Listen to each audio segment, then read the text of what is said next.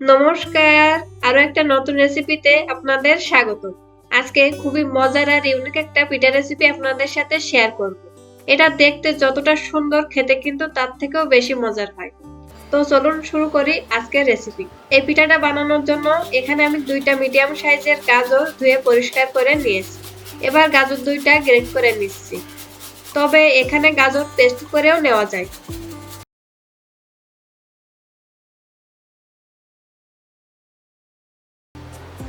গাজর 2টা গ্রেট করে নেওয়ার পর এবার আমি পিঠার জন্য পুরটা বানিয়ে নেব।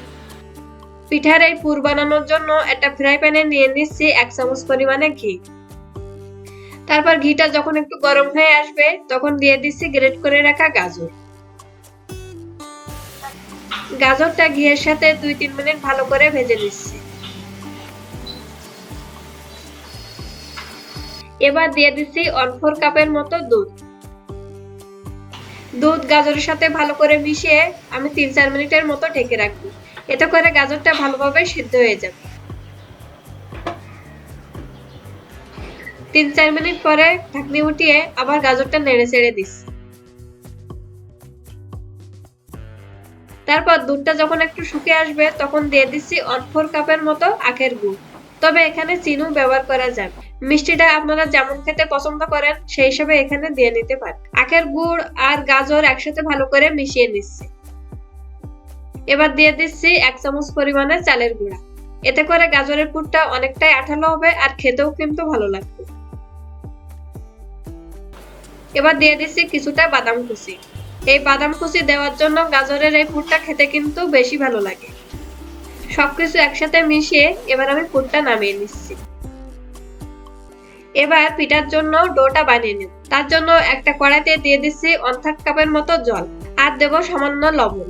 তারপর জলটা যখন একটু গরম হয়ে আসবে তখন দিয়ে দিচ্ছি 1/2 কাপের মতো চালের গুঁড়া।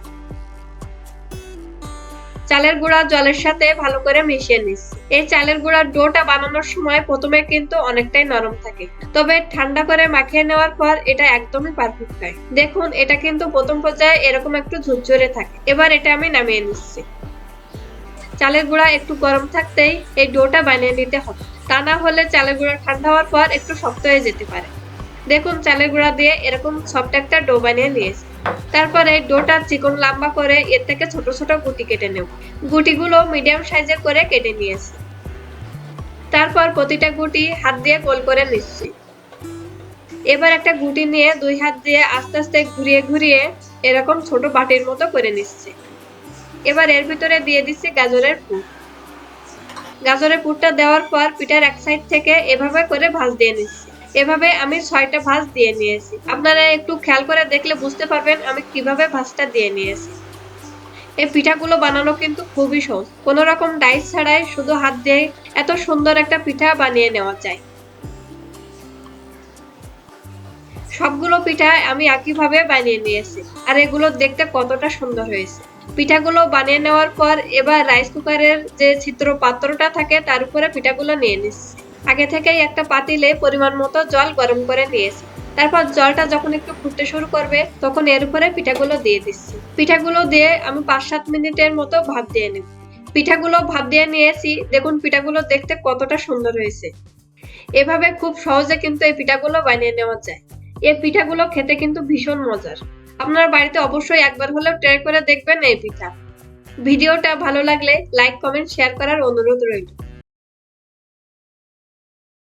ঘরে থাকা কয়েকটা উপাদান দিয়েই বানিয়ে নেওয়া যায় মজার এই পিঠা।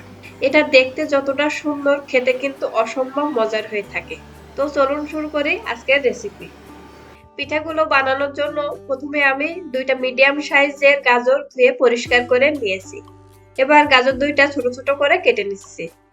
এত কম সময়ের ভিতরে এত মজার একটা পিঠা বানানো যায়, না দেখলে কিন্তু আপনারা বিশ্বাসই করতে পারবেন না। গাজর 2টা আমি এখানে ছোট ছোট করে কেটে নিয়েছি, তবে আপনারা চাইলে গ্রেট করেও নিতে পারেন। গাজর 2টা কেটে নেওয়ার পর এবার এগুলো আমি পেস্ট করে নেব।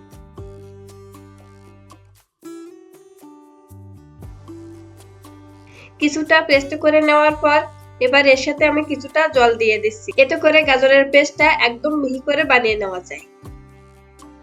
গাজরের এই পিঠা বানিয়ে নেওয়ার জন্য প্রথমে ফ্রাই প্যানে নিয়ে নিচ্ছি 1 চামচ ঘি।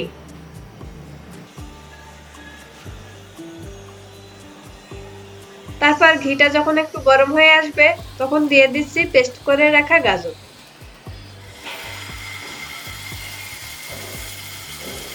এবার গাজরের এই পেস্টটা ঘিয়ের সাথে 2-3 মিনিট ভালো করে ভেজে নিব।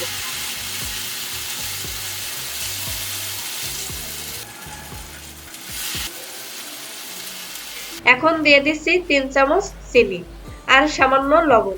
তবে আপনারা যারা বেশি মিষ্টি পছন্দ করেন তারা এখানে চিনির পরিমাণটা একটু বাড়িয়ে নিতে পারেন। চিনিটা গাজরের সাথে ভালো করে মিশিয়ে নেব।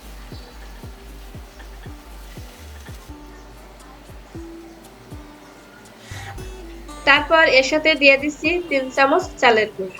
আপনারা যারা আমার চ্যানেলে নতুন তারা প্লিজ আমার চ্যানেলটা সাবস্ক্রাইব করবেন আর পাশে থাকা বেল আইকনটা ক্লিক করে দেবেন। এতে করে আমার চ্যানেলের নতুন নতুন সব ভিডিও সবার আগে আপনার কাছে পৌঁছে যাবে। আর যারা আমার চ্যানেলটা সাবস্ক্রাইব করছেন তাদেরকে অসংখ্য ধন্যবাদ। চালের গুঁড়ো গাজরের সাথে ভালো করে মিশিয়ে নেওয়ার পর যখন এরকম হয়ে আসবে তখন এটা আমি উঠিয়ে নিচ্ছি। একটা বড় প্লেটে আমি গাজরের এই ডোটা উঠিয়ে নিচ্ছি। তারপর একটু ঠান্ডা হয়ে আসলে এই গাজর থেকে অল্প অল্প গাজর নিয়ে এরকম ছোট ছোট বল করে নেব। গাজরের এই ডো একটু গরম থাকতেই বলগুলো করে নিতে হবে, তা না হলে গাজরটা ঠান্ডা হওয়ার পর একটু শক্ত হয়ে যেতে পারে, তখন এই বলগুলো করতে একটু অসুবিধা হবে।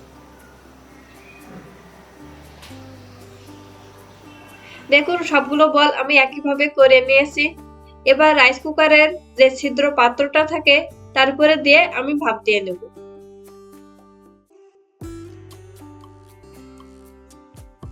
আগে থেকে একটা পাতিলে পরিমাণ মতো জল গরম করে নিয়েছি। তারপর জলটা যখন একটু বলক উঠতে শুরু করবে তখন এর উপরে বলগুলো দিয়ে আমি 10 মিনিটের মতো ভাপ দিয়ে নেব।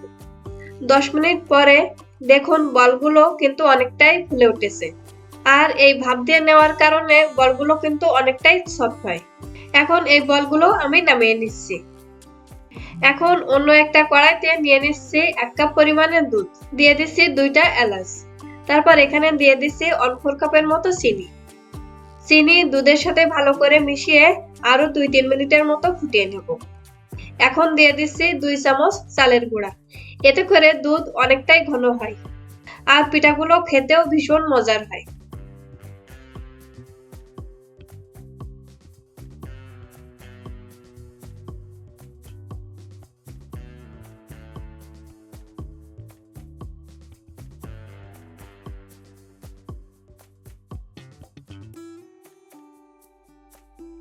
তিন চার মিনিট জাল করে নেওয়ার পর যখন দুধটা এরকম ঘন হয়ে আসবে তখন গাজরের এই বলগুলো দিয়ে দিচ্ছি। গাজরের এই বলগুলো দিয়ে আমি আরো 4-5 মিনিট ভালো করে ফুটিয়ে নেব। কোনো রকম ঝামেলা ছাড়াই খুব সহজে কিন্তু বানিয়ে নেওয়া যায় এই পিঠা।